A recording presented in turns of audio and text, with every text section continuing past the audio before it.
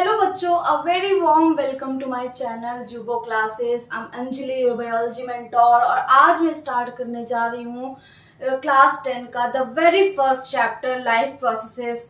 तो बच्चों, ये चैप्टर आप लोगों के लिए बहुत ही इंटरेस्टिंग, बहुत ही शॉर्ट और बहुत ही क्रिस्प होने वाला है।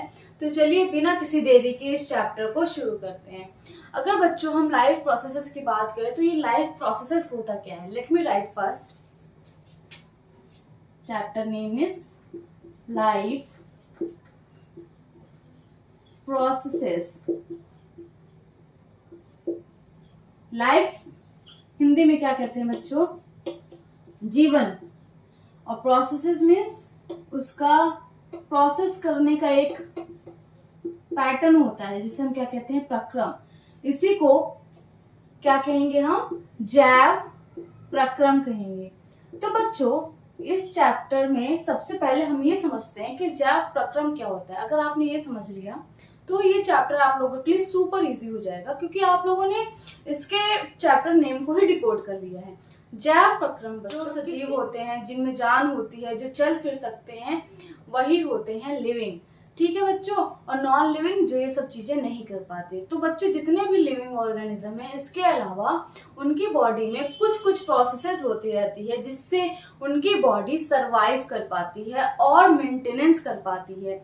अब बच्चों, जैसे अभी मैं बोल रही हूँ, आप पढ़ रहे हो, इस टाइम तो ये प्रोसेसेस होते रहते हैं, बट जब आप सो जाते हो या आप कुछ भी नहीं करते तब भी ये प्रोसेसेस होते रहते हैं। तो बच्चों, हमारे कुछ मेन लाइफ प्रोसेसेस कौन कौन से हैं? अगर हम इनकी बात करें तो इसमें हमारा आता है पहला न्यूट्रिशन, जिसको हम हिंदी में क्या कहेंगे? पोषण। फिर हमारा आता है एक्सक्रीशन, जिसको हम हिंदी में क्या कहेंगे? उत्सर्जन। तीसरा हमारा आता है ट्रांसपोर्टेशन, जिसे हम कहेंगे परिवहन। और रिस्पिरेशन, जिसे हम कहेंगे श्वसन।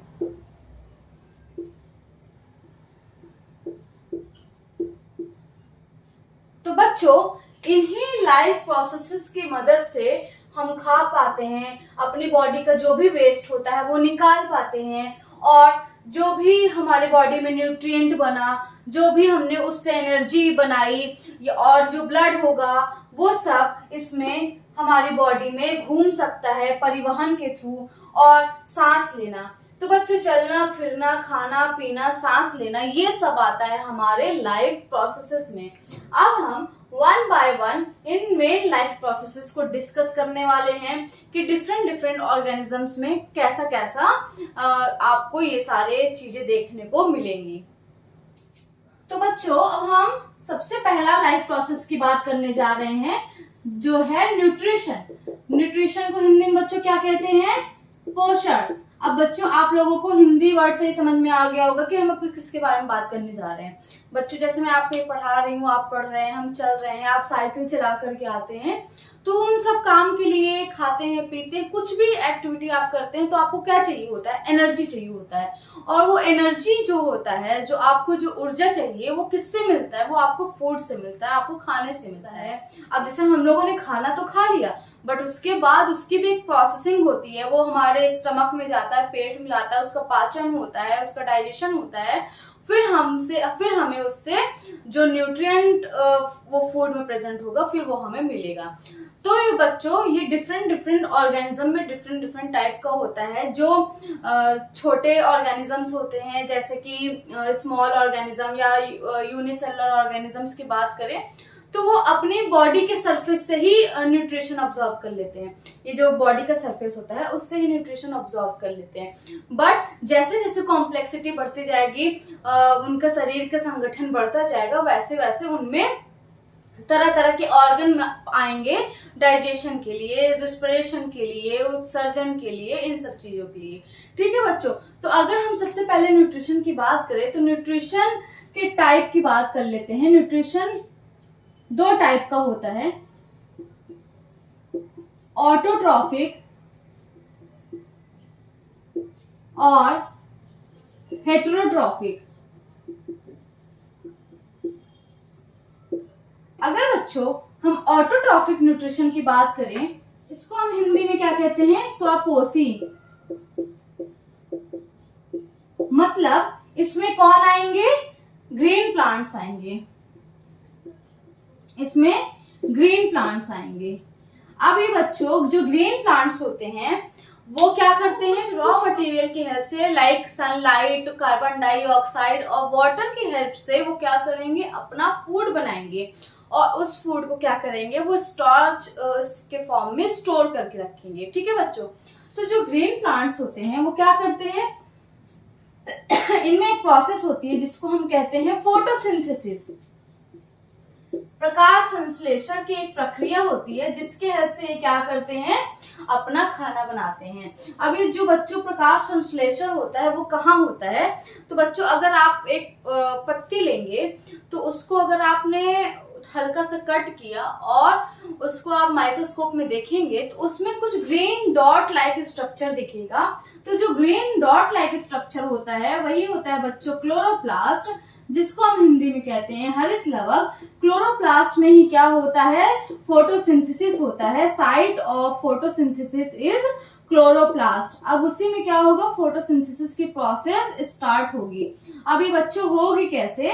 तो इसको हम एक रिएक्शन के हेल्प से समझते हैं। तो अगर हम 6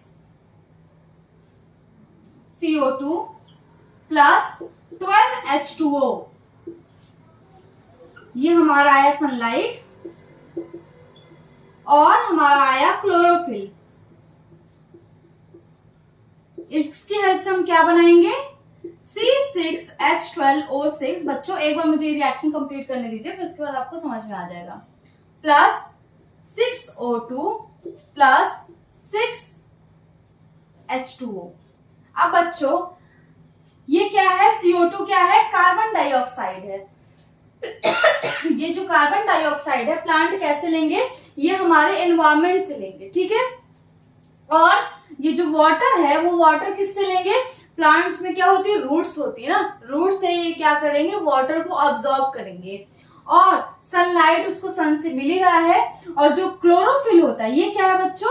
मैंने अभी आप लोगों को बताया कि जो फोटोसिंथेसिस है वो किस में होता है? क्लोरोप्लास्ट में होता है। तो क्लोरोप्लास्ट में ही हरे कलर का पिगमेंट होता है, ग्रीन पिगमेंट होता है, जिसे हम क्या कहते हैं? क्लोरोफिल कहते हैं। और ये क्या करता है? ये जो रॉ मटेरियल्स हैं यानी कि कार्बन डाइऑक्साइड और 12H2O, इसको यूज करके सनलाइट की हेल्प से इसको किसमें चेंज करता है? C6H12O6, जिसे हम क्या कहेंगे? ग्लूकोज कहेंगे। और ये ग्लूकोज क्या है बच्चों? ये इसका फूड है। ठीक है, ग्लूकोज क्या है? ये प्लांट का फूड है। और साथ ही साथ ये क्या निकालेगा? बाय प्रोडक्ट्स निकालेगा, ऑक्सीजन और वाटर के मॉलिक्यूल्स भी निकालेगा। तो बच्चों इसीलिए कहा जाता है कि ज्यादा से ज्यादा प्लांट लगाइए, क्योंकि प्लांट जब अपने लिए फूड बनाता है तो एज अ बाय प्रोडक्ट क्या रिलीज करता है? ऑक्सीजन के मॉलिक्यूल्स भी रिलीज करता है, जिससे हमें ऑक्सीजन मिलती है। तो बच्चों ये आपको समझ में आया कि कार्बन डाइऑक्साइड और वाटर का यूज करके ये क्या बनाता है? ग्लूकोज बनाता है। और ग्लूकोज इसका क्या है? फूड है। ठीक है, ग्लूकोज ही क्या है? इसका फूड है, जो कि इसको स्टोर करके रखता है स्टार्च के फॉर्म में। अब बच्चों एक बात ये आती है कि हमने देख लिया कि ये पानी जो होता है वो जड़ से लेता है, क्लोरोफिल इसमें प्रेजेंट होता है, क्लोरोप्लास्ट क्योंकि पत्तियों में प्रेजेंट होता है इसलिए। तो ये कार्बन डाइऑक्साइड कहाँ से है? इसका कॉन्सेप्ट कहाँ से है? ये इसने कहाँ से ले लिया? ये क्या कहते हैं, कुछ ऐसा होता है कि उड़ते उड़ते बस कैच कर लेता है? नहीं, ये जो कार्बन डाइऑक्साइड होता है बच्चों, ये हमारे जो प्लांट होते हैं, पहले मैं इसको रफ कर लेती हूँ बच्चों।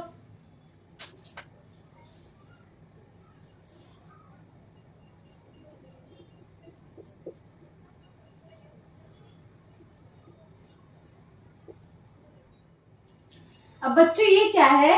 स्टोमेटा में ये क्या है? Guard cell. ये क्या है? Guard cell.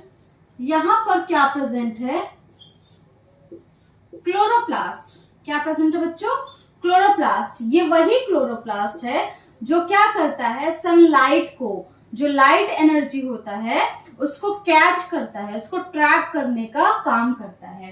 ठीक है बच्चों, और ये क्या है, सब्सिडियरी सेल है। गार्ड सेल के ऊपर भी एक सेल्स होती हैं जिसे हम क्या कहते हैं, सब्सिडियरी सेल कहते हैं। अब बच्चों सबसे पहले ये जानते हैं कि जो स्टोमेटा होता है वो प्रेजेंट कहाँ होता है।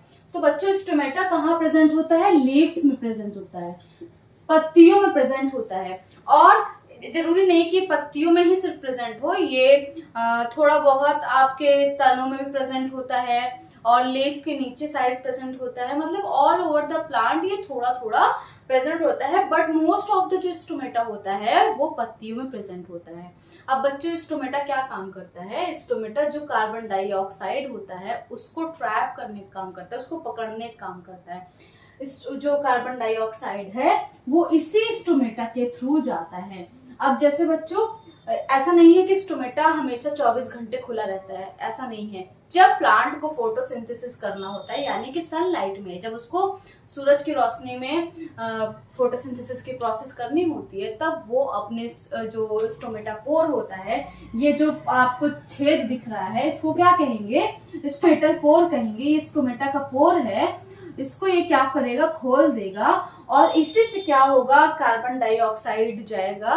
जैसे ही कार्बन डाइऑक्साइड की रिक्वायरमेंट पूरी हो जाएगी, जब उससे प्लांट को लगेगा कि अब हमें कार्बन डाइऑक्साइड नहीं चाहिए, तो ये क्या करेगा, उस पोर को बंद कर देगा। ठीक है बच्चों, जैसे जो रेगिस्तान में जो प्लांट होते हैं वहां पे क्या होता है, पानी की कमी होती है, तो अगर इस टोमेटा खुले रहेंगे तो पानी का लॉस होगा, वाटर लॉस ज्यादा होगा।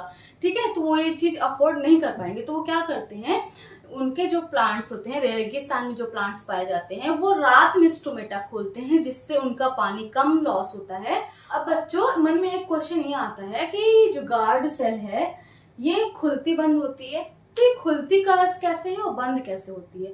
अगर हम गार्ड सेल की खुलने की बात करें, तो जब ये गार्ड सेल में वाटर एंटर करता है, जब इसमें वाटर एंटर करता जाता है, तो ये गार्ड सेल क्या होती है, स्वेल कर जाती है, फूल जाती है, जिससे इसके ऊपर एक प्रेशर बनता है और गार्ड सेल ऐसे खुल जाती है।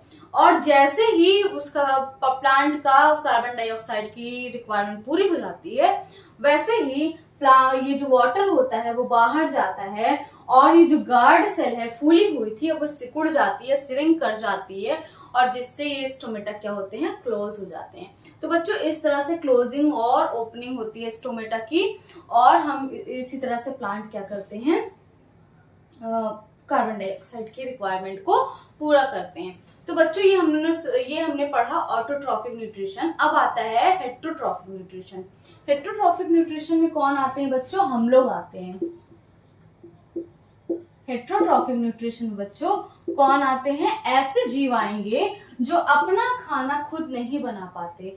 ऑटोट्रॉफिक में क्या था कि वो प्लांट अपना खाना खुद बना लेते हैं, बट हेट्रोट्रॉफिक में ऐसे ऑर्गेनिजम्स आएंगे जो अपना खाना खुद नहीं बना पाएंगे और अपने खाने के लिए ज्यादातर जो प्लांट होंगे उन पर निर्भर रहेंगे। ठीक है, अब बच्चों हेट्रोट्रॉफिक में क्या होगा कि हेट्रोट्रॉफिक के भी टाइप्स होते हैं। इसके कितने टाइप्स हैं, 3 टाइप्स हैं। अब हम तीनों की बात करते हैं। पहला टाइप है होलोजोइक, दूसरा टाइप है सैप्रोफिटिक, तीसरा टाइप है पैरासिटिक। अगर बच्चों होलोजोइक की बात करें तो इसमें कौन आएगा, ह्यूमंस आएंगे। सैप्रोफिटिक की बात करें तो इसमें आएगा फंजाई, फंगस, कवक, और पैरासिटिक की बात करें तो इसमें आएगा एक प्लांट जिसको हम क्या कहते हैं, कसकुटा या अमर बेल कहते हैं हिंदी में। यस बच्चों, वो प्लांट है फिर भी वो क्या करता है, एज अ पैरासाइट रहता है। अब बच्चों होलोजोइक क्या होता है ये समझते हैं। हम लोग क्या करते हैं, हम फॉर एग्जांपल हमने सब्जी रोटी खाई, हमने उसको एक कैविटी में रखा, मुंह के अंदर रखा, हमने उसको चबाया, फिर हमने उसको एक और कैविटी में भेज दिया, हमने उसको एक और खाली जगह में भेज दिया जो है स्टमक। तो बच्चों इसमें क्या होता है कि हम इसमें खाना को इंजेस्ट करते हैं और उसे कुछ स्टेप्स के थ्रू डाइजेस्ट करते हैं। इस तरह के जब न्यूट्रिशन के टाइप को या डाइजेशन के टाइप को हम क्या कहते हैं, होलोजोइक कहते हैं। ये ह्यूमंस में देखने को मिलता है। सैप्रोफिटिक में क्या होता है बच्चों, सैप्रोफिटिक में एग्जाम्पल हमने लिया है फंजाई का। ये सड़े गले पदार्थों पर, डेड और डिकेइंग मैटर से अपना भोजन प्राप्त करते हैं। ऐसे जीवों को हम क्या कहेंगे, सैप्रोफिटिक कहेंगे। अगर हम बच्चों बात करें पैरासिटिक की, तो पैरासिटिक का मतलब क्या होता है कि ये अपने भोजन के लिए दूसरों के शरीर पर निर्भर होते हैं, ये दूसरे जीवों पर निर्भर रहते हैं और उनसे उनका जो उन्होंने अपने लिए खाना बनाया है वो खाना वो खाते हैं, मतलब अपने खाने के लिए उन पे निर्भर रहते हैं। तो बच्चों इसका एग्जाम्पल है अमरबेल। अमरबेल बच्चों पतली पतली लंबी लंबी सी लटकी, आप लोग जो लोग थोड़े विलेज से बिलोंग करते होंगे उन्होंने जरूर अमरबेल देखा होगा कि वो पीले पीले से होते हैं और वो प्लांट से चिपक जाते हैं और उसका सारा न्यूट्रिशन ऑब्जॉर्व कर लेते हैं। तो बच्चों ये हमारा हेटेरोट्राइक मोड ऑफ न्यूट्रिशन जो कि 3 टाइप का होता है। अब हम इसको ब्रीफली पढ़ेंगे ह्यूमंस में, जो कि है हमारा होलोजोइक।